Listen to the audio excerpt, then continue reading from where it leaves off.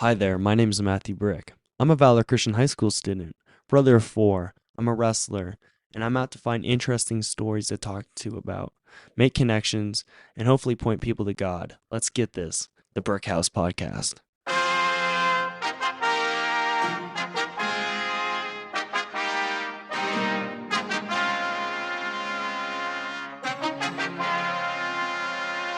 This is Brixton.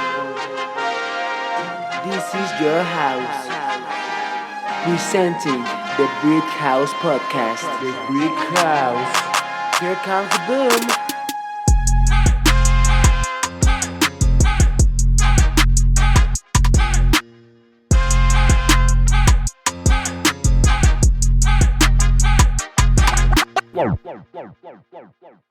What's up, guys? My name is Matthew Brick. Welcome back to the Brick House Podcast.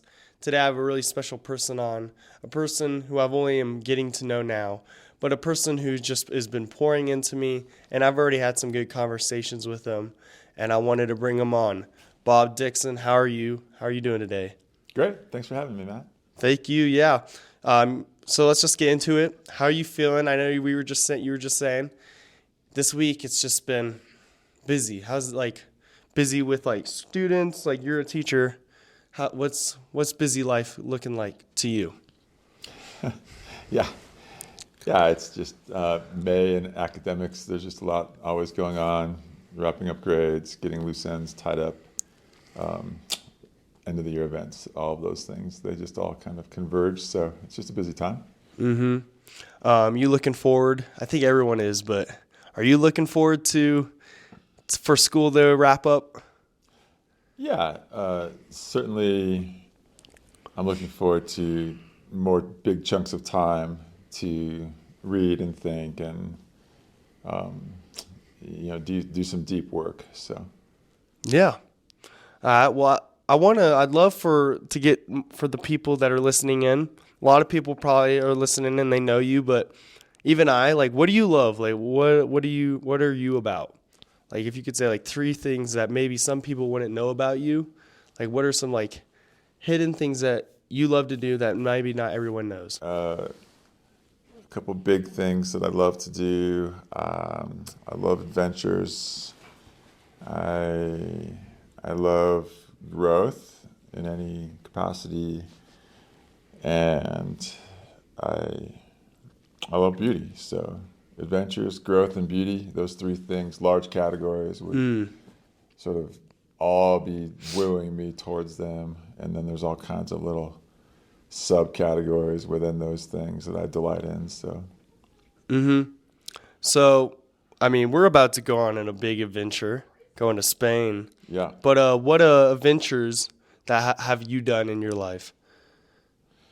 Sure. So I grew up going to something called Boys Brigade, which was more or less like a Christian Boy Scouts. And we learned how to rappel and water ski and ride motorcycles. We went skiing all through my church youth group. So it was a church youth group, but it was geared for just raising boys to be awesome. So that was my early experiences. I did a week-long backpacking trip in the Holy Cross Wilderness, did a week-long canoeing trip in Yellowstone on Yellowstone Lake. Then in college, I joined Davidson Outdoors, which was a really neat opportunity to go spring break. We canoed in the Everglades of Florida. Okay. I did that twice, and then we had multiple river trips. North Carolina has pretty good whitewater opportunities, so we did a lot of that too. And then after college, I got into climbing 14ers. I climbed about 35 14ers till my body Oh, shoot. gave out. Yeah, but so just a ton of time up in the mountains in my 20s as well. So more recently, I broke my femur about 13 years ago, and it really crippled me for a good while. So it took a while for me to get back into going on adventures. So, but the Spain trip was something that was, I was invited into, and I was a little afraid of it. The first one I went on, which was about 4 years ago, but I committed to it and realized that I could do it. So ever since then, I've been trying to have another go at an adventurous mindset. Yeah. I've had like a few adventures, but maybe not in the way that I thought. I did my wilderness program. That was an adventure for sure. When I was in third grade, I did some camps, but I mean, I got plenty of life to have adventure. Yeah. So I don't know what it's going to be like for me, but we'll see. Yeah. One other thing I did when I was living in Germany is I drove I took train all the way down through southern France, then into Italy, then into Greece, then into Turkey, and I traveled for 2 months all by myself, pre-cell phone, obviously. So that was my first real solo adventure where I had to figure out where I was going and what I was doing, and that definitely grew me and left a mark on my character. And yeah, Yeah, it's interesting. Like, it's interesting when you like go out and you go with people that you know or even just slightly know, but then to do it all by yourself. I bet that's quite, like you said, it shaped you. I don't know. I imagine doing it all by yourself. Yeah, that's crazy. yeah. I remember getting off the bus in some random town in Turkey, and all these guys would just swarm me and try to get me to take a taxi to go with them to whatever house. And it was off season, so they were just kind of desperate to get. But I would just sort of shoo them all off, and then I'd just walk around and find a beautiful house and knock on the door and more or less just communicate that I'd like to stay there for the night if I could. And, 9 times out of 10, it was a house that was set up to facilitate guests. And so it was just a really fun, adventurous time. Well, I've always wanted to know this about you. Why did you get into teaching? Like, I just wonder about that. Well, yeah, so I had counseled at a summer camp in my freshman year of college, and I really enjoyed that. But I wanted to be an international lawyer. I lived in Germany for a year, like I mentioned before about traveling from Germany. And, my mom had a stroke then, so my dad was back home. My sister had been special needs since birth with the umbilical cord around her throat, and my dad now had to take care of her plus my mom, whose whole left side was paralyzed from the stroke. So I really had to pivot in college and switch gears from being an international studies German major to I just picked English because I was a good reader and I liked to write. And then when I came home, I was just going to go to law school here in the States, but through just a bunch of silly circumstances, I ended up not being able to take the second. I took the LSAT first, and I got into DU Law School, but I wanted to go to CU because it had the fourth best environmental law school in the country.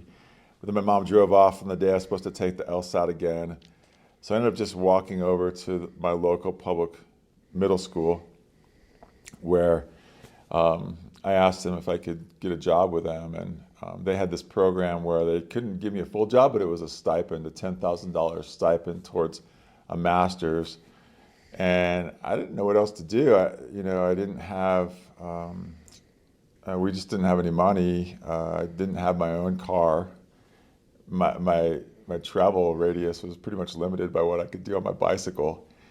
So that was just the beginning of me starting to build my life. And so I sort of fell into teaching because it was the closest option to me physically, geographically. And, I'd ride my bike home on lunch periods and check on my mom, and then ride back. And really difficult times, very different 20s than most people have in their 20s, helping my dad take care of my mom and my sister. But it was also good. Going back to what you were saying, you said how you love growth. What are some of the biggest growths that you've had to experience? Sure. So I think watching my family struggle financially got me interested in money and how to grow my worth and my value and my ability to have options in life. So that's an entire channel of just like, okay, how to grow money. So, I've got a registered investment advisory where I actually take care of people's money and try to help grow their money for them. That's one whole avenue. And then, of course, in teaching, really, it's a lot of trying to give back what I was given in terms of I had great teachers who showed me that learning is means to an end for sure, but it's also an end in itself. And that as we expand and become bigger people, we understand God's kingdom more. And it's a really wonderful thing to learn and expand and to grow in that regard. So I was grown and expanded in that way. I remember my AP Euro history teacher breaking down the concept of the Renaissance man for us and just saying, you don't have to be a specialist. You can have a wide array of interests and love to learn everything there is to know on God's green earth. If you want to, you can delight in it and you can learn it, and you don't have to become an expert in it, but you can learn it and enjoy it. So I was grown in that way. And so when I'm teaching, I always try to encourage my students to just grow in all ways, not just sort of think about this in terms of what do I have to do to get the grade. And I think the other area I grew in a lot was just basketball and having to be competitive and having to try to defend and fight and win and just pushing my body, pushing my brain. You told me that last year you were wrestling and you had a pretty rough season, but you came back this year and you won some more matches, and that just has my respect. Like you're on that growth path of, well, here I was here, and now I'm here. And it's difficult to underestimate what that does for a young man or woman as they're growing, just to enter into that growth mode and enjoy being in growth mode. Yeah. How long had you been when did you start basketball, and how long did you do it all of high school or all your youth? Yeah, I started basketball in 5th grade. I played soccer first, but then I started growing quite a bit taller. And I had a PE teacher tell me that I could probably play in college for basketball if I focused on basketball. So he was a great guy. He was a pro baseball scout who just was a PE teacher in his regular job. And he sparked that interest in me, so I just started shooting hoops in my driveway every day, starting about 6th grade. We didn't have any money. I remember my neighbor put together a team, and I said, well, I'd love to be on the team, but we can't afford it. And so he paid for me to be on the team, plus he bought me my first pair of basketball shoes. So I was, I was deeply appreciative that I got to play on my very first team. And it was funny, my wife was going through old pictures, and she saw I've got a picture of the team, and it's like, the 81 Suns went undefeated. Bob Dixon was their leading scorer with 11 points per game. It's just something funny like that. That is cool. There's a picture of me with a terrible bowl cut in the picture. So that's when it got started, and then I played all through high school, and then I got injured, so I didn't play in college, but played a lot after college just for fun. And then, as my boys have grown up, each one of them has gradually gotten into basketball as well. So, yeah, no, that is really cool. If I I don't know, I'd never got into basketball. I don't know why. I guess it wasn't my thing. Wrestling, it just I picked it up because nothing else was. I feel like by freshman year when I had wanted to do a sport, everything else was very even though wrestling is hard to kind of sometimes grasp, it's also kind of natural too. You just wrestle. You just, I don't know, fight, kind of. I don't know.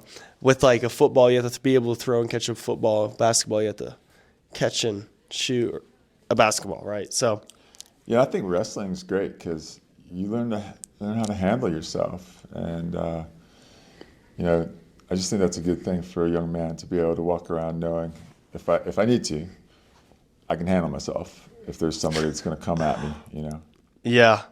Sometimes, yeah. I mean, I think a little bit. It's definitely, I wouldn't say, at least with wrestling, like the really good wrestlers, oh yeah, you don't want to mess with them. But I'm also realizing there's a lot of just okay wrestlers. I think in anything, right? But Sure. yeah.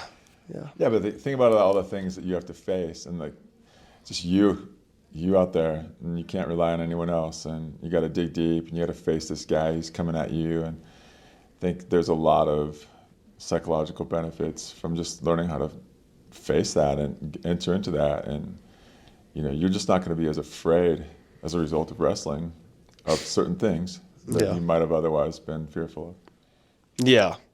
I don't want to spend too much on it, but yeah, the biggest thing that I've learned from wrestling is probably my mental state, like you were saying. Me going into the match and then like having a cool or like a calmer mind while in the match. Those are the biggest things I've learned, and I'm still learning it. But it's interesting. It's fascinating. It's great. Well, I'd love to get into this because this is how we get into it. But tell us, we had for everyone who's listening in, this past weekend, because I'm on the Spain retreat or Spain trip here at Valor.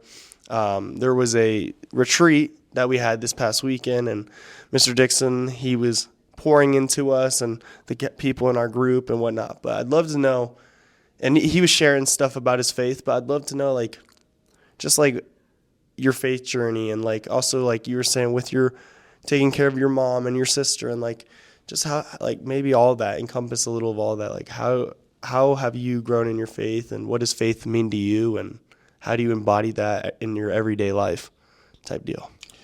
Yeah, that would be a really long answer if you wanted me to go deep into that. But I'll gloss over some stuff, and then I'll try to give some specificity. But I think short way to explain that is raised in a great Christian family with very loving parents that were very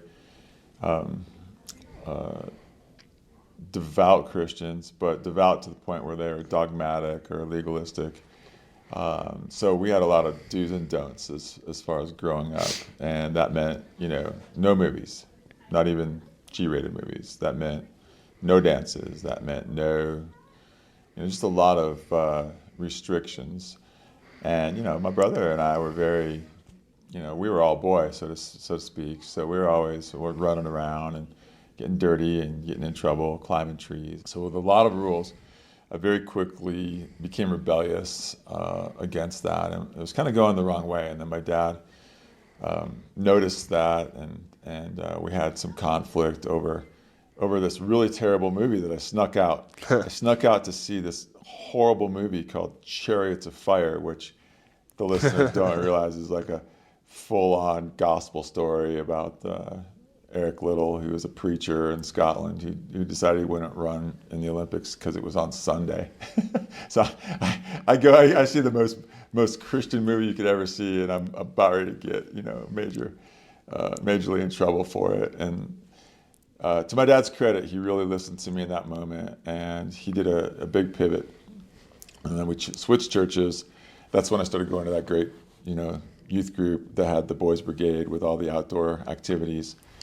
And I was also going to a really good summer camp. So by and large, a lot of my rebellious tendencies faded away because I was in a really joyful Christian community after that.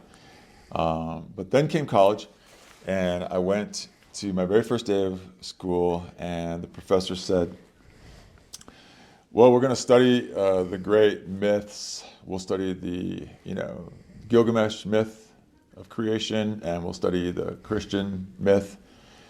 And all he had to do was say the words Christian myth in combination.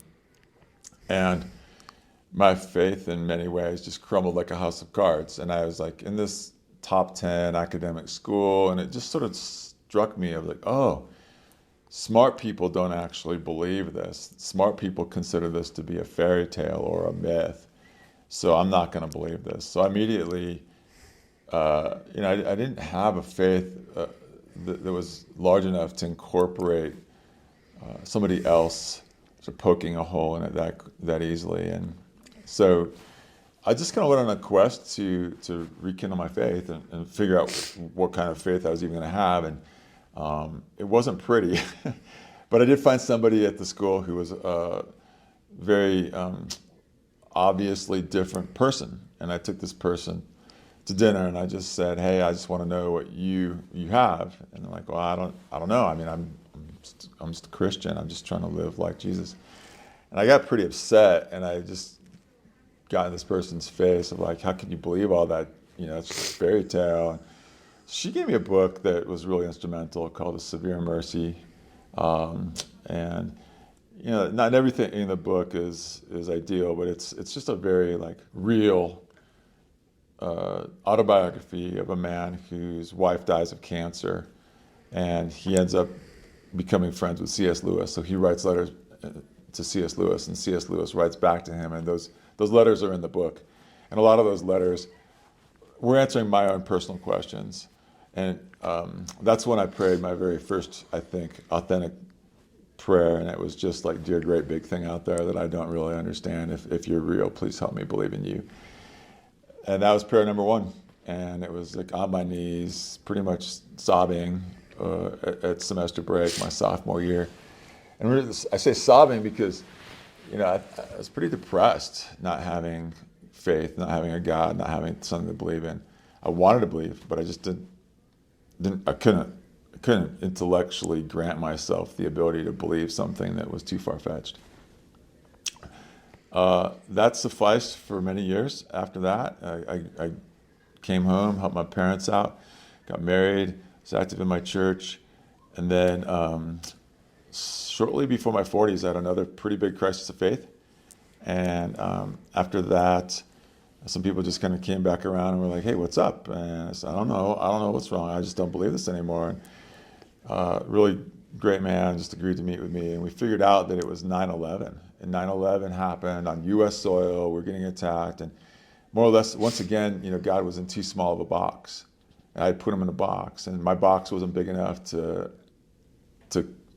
fathom that we could be attacked. And it sounds trite right now. Of course, we could be attacked on U.S. soil. What's that got to do with whether or not God is sovereign? But I just had believed that, you know, we would always be sort of protected by God as a country. And, you know, it's a little immature, but it's always interesting how your limited ability to understand God can sometimes.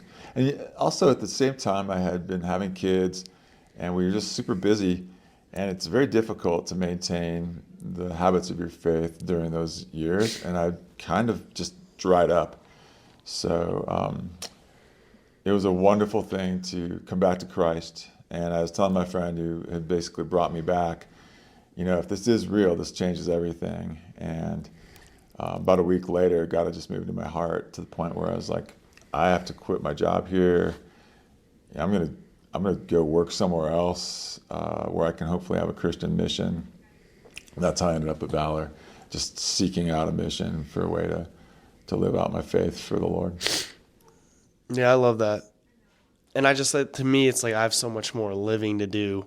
I don't have like a lot of fun stories yet. Like, I mean, I've had trial, I've had blessings. I don't know, but it's great to hear that. It's interesting. What achievement, like with like, you know, you've been now at Valor for what, how long? 13 years. 13 years. Yeah. And you've been doing like the Christian, or like you were saying, like you sought out to like be part of like building the kingdom of Christ, and that you're doing that. And like, what do you continually want to do? Like what aspirations, or is there anything that you still want to do, basically, if that makes sense? Oh, golly. Yeah. Okay. So my last 10 years here at Valor, you know, so just rewinding a little bit, my 20s took care of my mom and my sister. And I got married, but I still actively was helping take care of my family. And I ended up buying a house on my street for my dad, mom, and sister to all move into. I did that up until my mom died. So that was 23 years of me and my dad helping take care of my mom. about a year after she died, we ended up taking care of a widow who lived on our street. In 2015, we formalized it, and I became her personal guardian. And I took care of her all the way up until last year, 2003, when she died on June 13th. She was born June 1st, 1930. So she died at 93, and we were real excited to get her to that birthday. But, you know, I've just been, I think, unusually and extendedly placed in the role of caregiver and provider. And so I'm curious to see if God wants me to remain in that role, or if this is now my season to be out of that role and to pursue some of my other possible ideas. I would love to do some writing and maybe write a story that somebody would like to read someday, if not just for my kids, or just, if not for like a larger audience, and even just for my own children. I think that would be super fun. And I've got something started, but it's been on pause for a really long time. But I haven't given up that I might get to it. So that could be one thing. I'm switching over to full-time teaching business. So I'm eager to just see how I can help Valor students learn about the business world and make connections with our community and grow the kingdom there in a financial way as well. So I think those are just a couple things that come to mind. And you said like when you were younger, or like just that you've had this sense around money, like, well, yeah, you said a little bit about it, but like, what's your view about money, and like, how did you get into that? And like, it seems like you do like money. You like that area. So tell me a little bit about that, if you'd be willing. Yeah, I mean, I think it's not my love of money is strictly from a biblical perspective of, you know, I had a lot of years where I didn't have any money, and I wanted money, and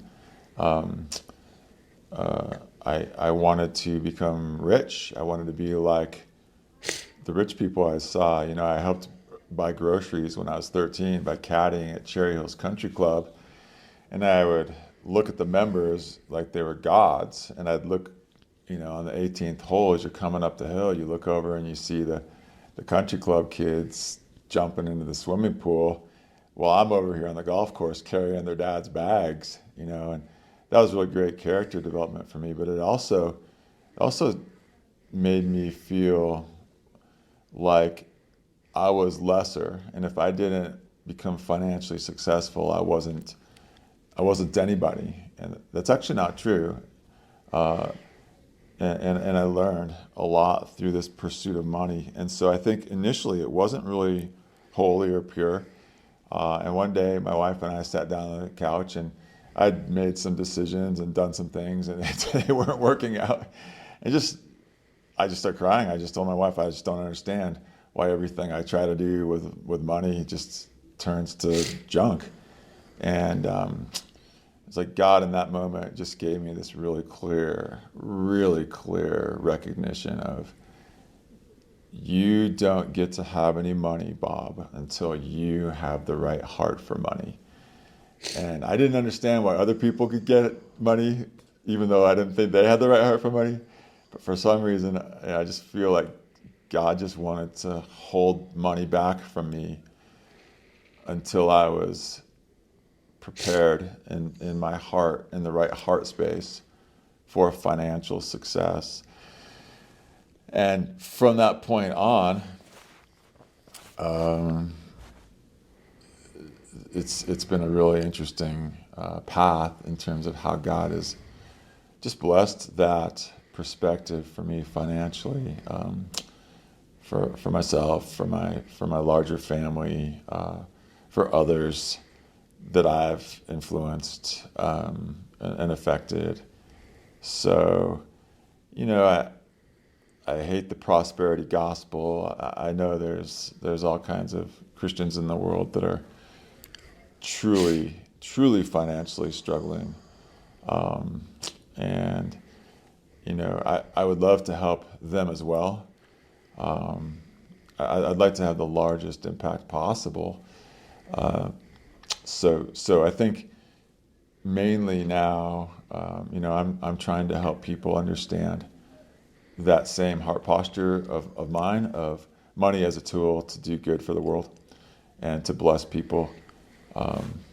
It's tricky though. It's super important not to just throw money at causes or issues. It's so much more important to truly understand the issues and causes and try to make fundamental change there.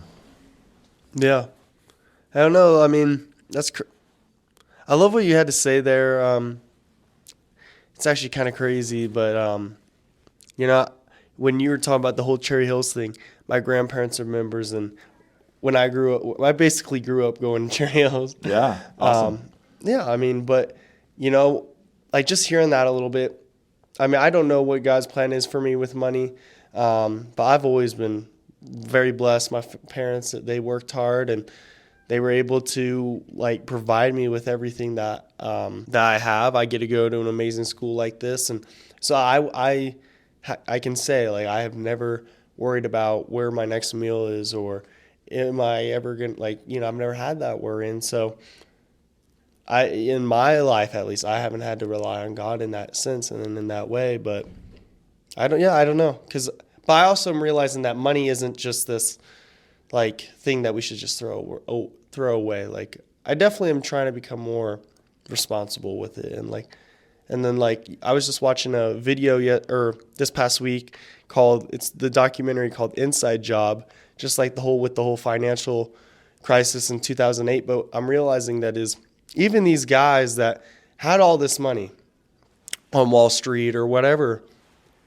they just kept wanting more. Like it almost since if you were to look at what they were making, some of them were making hundreds of millions of dollars and all the boats and all the yachts and all the super houses that they had, yet they still wanted more.